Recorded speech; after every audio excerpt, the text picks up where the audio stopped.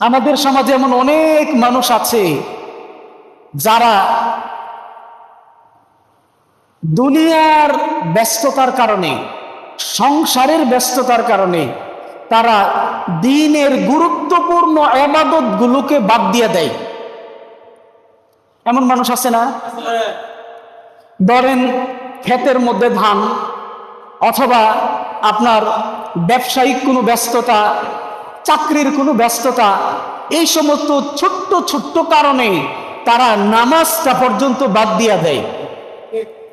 এই যে সামনে আসতেছে বৈশাখ মাস, বৈশাখ মাসে তো আকাশ আমাদের সাথে অনেকটা খেলা করে, কখন না জানি বৃষ্টি চলে আসে।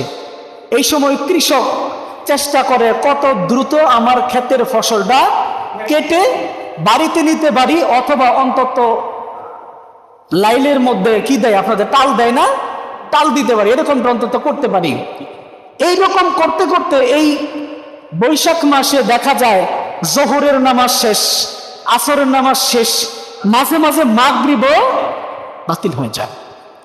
কাজের ধান্দায়, ব্যস্ততায়, ফসলের জন্য এইরকম নামাজ বাদ দিয়া দেয় এমন মুসল্লি আছে না গো?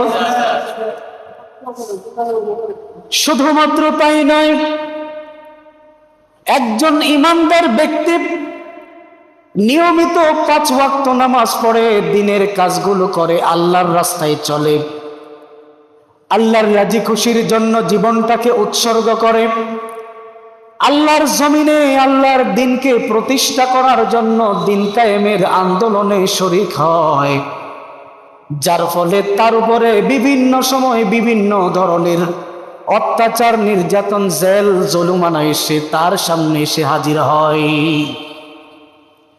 আল্লাহ বলেছেন, ওয়ালানাবলুওয়ান্নাকুম বিশাইইম মিনাল খাউফি ওয়াল জু' ওয়া নাকসিম মিনাল আমওয়ালি ওয়াল আনফুসি ওয়াস সামারাত ওয়া বাশশিরিস সাবিরিন।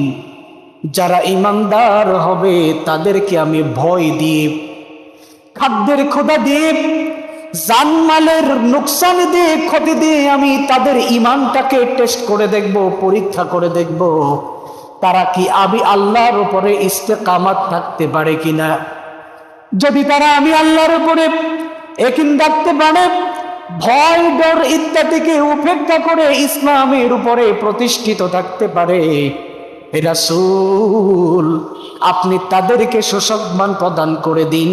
ওয়াবাশশিরিল মুমিনিন, জান্নাতের সুসংবাদ ঈমানদারদের জন্য দিয়ে দিন। সুতরাং ঈমানদারের উপরে ভয় আসবে, জেল জুলুম জরিমানা আসবে, জানমালের হুমকি আসবে, এটা দেখে কখনো পিছপা হওয়া যাবে না।